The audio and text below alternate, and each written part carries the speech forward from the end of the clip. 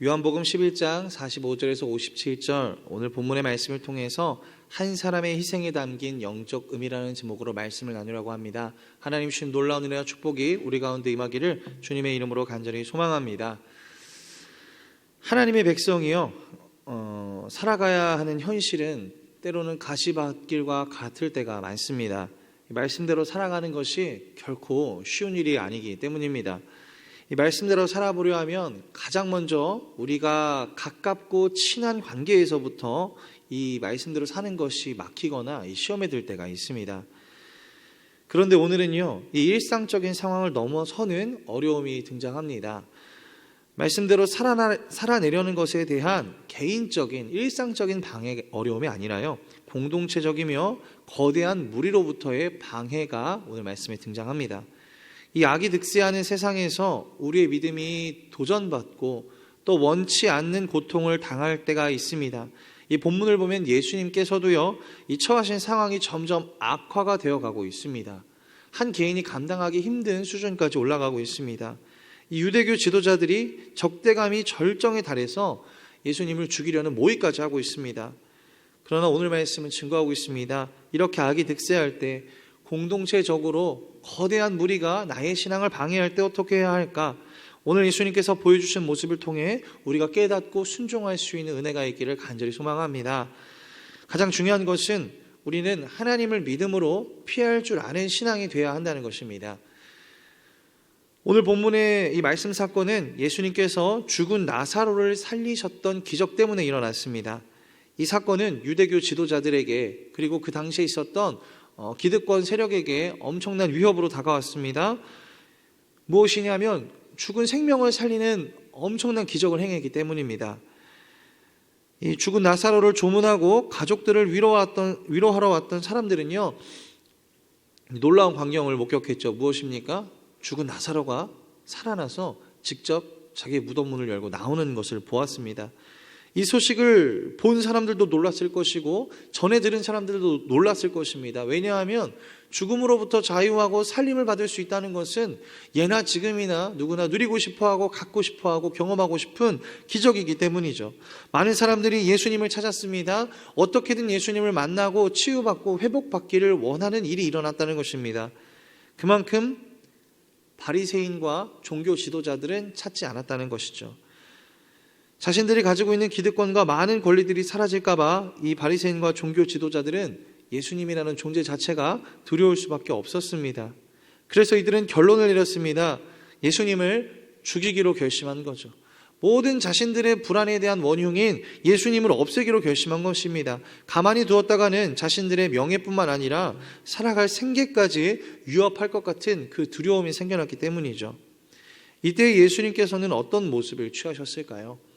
54절의 말씀입니다. 그러므로 예수께서 다시 유대인 가운데 드러나게 다니지 아니하시고 거기를 떠나 빈들 가까운 곳인 에브라임이라는 동네에 가서 제자들과 함께 거기 머무르시니라. 아멘.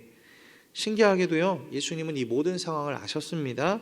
그리고 이 모든 상황을 해결하실 충분한 권능과 능력도 가지고 계셨습니다.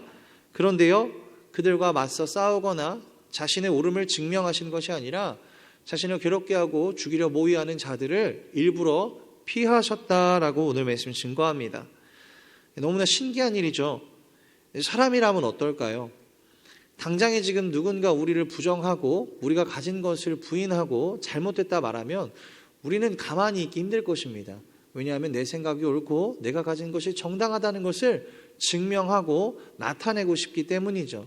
그리고 그 억울한 일을, 답답한 상황을 견뎌내기조차 힘들 것입니다. 이것이 바로 사람이고 바로 우리의 모습이죠. 그러나 예수님은 그렇게 하지 않았다는 것입니다. 전혀 반대되는 행동을 했습니다.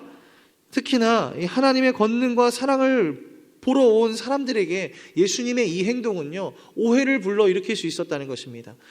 저 위대하신 분이 어찌하여 이들의 위협과 죽음을 두려워서 피할 수 있는 것인가?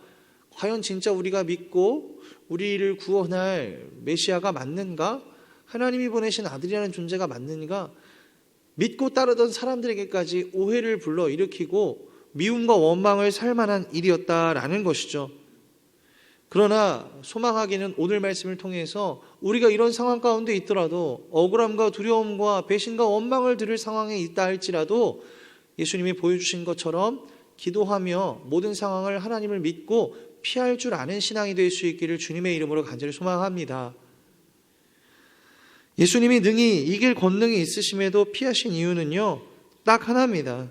우리가 세상을 살아가며 예수님을 따라서 살아야 할 이 삶의 모습이 있기 때문이죠. 그것은 무엇입니까? 바로 하나님의 일하심을 신뢰하는 믿음입니다. 그런데 이것에 대한 깊이를 예수님은 보여주고 계신 것입니다. 예수님을 믿는 깊이가 깊다면, 하나님께서 일하시는 그 신뢰에 대한 깊이가 깊다면 우리의 내면 깊숙이 파고 들어오는 부정과 원망의 일 가운데도 흔들리지 않고 하나님을 믿는 믿음이 굳건할 수 있다, 기도할 수 있는 차분함이 있을 수 있다라고 말씀하시는 것입니다. 오늘 본문 50절 말씀을 보겠습니다. 한 사람이 백성을 위하여 죽어서 온 민족이 망하지 않게 되는 것이 너희에게 유익한 줄을 생각하지 아니하는도다 하였으니, 오늘 이 말은요, 예수님을 죽이려고 모인 바리새인을 향하여 이 대제사장 가야바가 하는 말입니다. 결코 선한 의미로 하는 말이 아닙니다. 우리가 이 예수라는 존재 때문에 부정받고 위기에 처했는데 어떻게 해야 될까요? 라고 얘기할 때 이 대제사장 가야바가 얘기하는 거죠. 너희는 참 미련하구나. 그냥 그 한 사람만 없애면 되지 않겠냐? 온 민족이 위협을 당하는 것보다 우리에게 위협을 가하는, 백성들에게 위협을 가하는 예수라는 존재 하나만 죽이면 되지 않겠느냐라는 의미로 얘기한 것입니다. 그러나 여러분, 오늘 말씀은 무슨 의미입니까? 예수님께서 이 땅에 오신 이유를 말하고 있는 것입니다. 이 땅에 오셔서 우리를 구원하시기 위해, 우리의 죄를 사하시고 우리의 구원의 통로를 여시기 위해 예수님이 하셔야 할 가장 중요한 사역을 아무것도 모르는 이 악인이, 죄에 속한 자가 말하고 계획하고 있다라는 것이죠. 이 일은 사탄도 막으려고 안간힘을 썼습니다. 예수님이 이 땅에 오시는 순간부터 십자가에 매달리시는 그 순간까지도 방해하려 했던 것이 이 중요한 구원의 사역이죠. 그런데 이 일을 누가 계획하고 있습니까? 바로 예수님을 박해하고 죽이려 도모하고 있는 그 무리들이 계획하고 있다는 것이죠. 악인은 마저도요, 우리는 사탄의 지배 아래 있고 두려워하고 있습니다. 그러나 놀라운 섭리의 하나님은요, 그들마저도 하나님의 선한 계획에 동참시키시고 그 악인들을 통하여서도 하나님은 놀라운 일을 이루어 가신다는 것을 우리가 오늘 말씀을 통해 믿어야 합니다. 그리고 우리는 기대하고 소망할 수 있어야 합니다. 우리는 이 말씀을 통해 반드시 오늘 이 시간 깨달아야 합니다. 바로 하나님께서는 악인들마저도, 우리를 괴롭게 하는 사람들마저도 믿는 자들을 위하여 사용하신다라는 것입니다. 이것이 우리 오늘 마음 가운데 믿어지시기를 간절히 소망합니다. 그리고 그런 삶이 되기를 간절히 바랍니다. 내게 지금 너무나 두렵고 괴롭게 하는 존재들이 있습니까? 나를 두렵게 해서 내가 아무것도 할 수 없을 만큼 실족하게 하는 상황이 있습니까? 그러나 오늘 하나님이 말씀하십니다. 통하여 너를 연단할 것이고 통하여 너를 들었으리라. 우리가 이 말씀을 통해서 어떤 상황에 있든지 나를 기억하시고 나를 이끌어 가시는, 우리를 연단해 가시는 하나님을 믿고 신뢰할 수 있기를 간절히 바랍니다. 시편 92편의 말씀입니다. 먼저 12절의 말씀입니다. 의인은 종려나무같이 번성하며 레바논의 백향목같이 성장하리로다. 아멘. 어렵고 힘든 상황에 처한 시편의 저자 가운데에 하나님이 주시는 말씀이죠. 하나님이 약속하십니다. 하나님을 끝까지 믿고 신뢰하며 인내할 줄 아는 인격을 가진 성도에게는 하나님이 이런 축복, 종려나무와 같이 번성하며 레바논의 백향목같이 성장하는 축복을 주실 것이다 말씀합니다. 이 두 나무를 통해 이 말씀을 하시고 약속하신 건 큰 의미가 있습니다. 먼저 종려나무는요, 때가 되면 열매를 맺는데요, 주머니 단위로 그 씨앗을, 열매를 맺습니다. 그 한 주머니당 열매 속에 씨앗들이 300개 정도가 있고요, 300개를 품은 씨앗 주머니가 이 종려나무 가운데 한 6개에서 8개까지 맺힌다고 합니다. 그러니까 이 종려나무 한 개체로부터 번성할 수 있는 씨앗의 개체는 3,000개나 되는 것이죠. 엄청나게 많은 번성력을 갖고 있는 것입니다. 하나님이 이 나무를 통해 약속하시는 것이죠. 눈에 보이는 진리로부터 깨닫게 하시는 겁니다. 하나로부터 이토록 많은 씨앗이 생겨나는 것을 통해 하나님은 믿는 자들에게 주실 축복이요, 자신만이 누릴 충만한 것이 아니라 대대손손 자녀에게 누릴 만큼의 풍성한 축복을 주실 거라고 약속하시는 것입니다. 그리고 백향목은요, 성경에도 등장하는 가장 품질 좋은 나무죠. 특히나 이 레바논의 백향목은요, 품질 좋고 향도 좋고 목질도 단단해서요, 건물을 지을 때 씁니다. 성경에 많이 등장하죠. 이 중동이라는 아주 척박한 환경임에도 불구하고요, 이 건강하고 튼튼하게 잘 자라는 것이 이 나무의 특징입니다. 무엇을 말씀하실까요?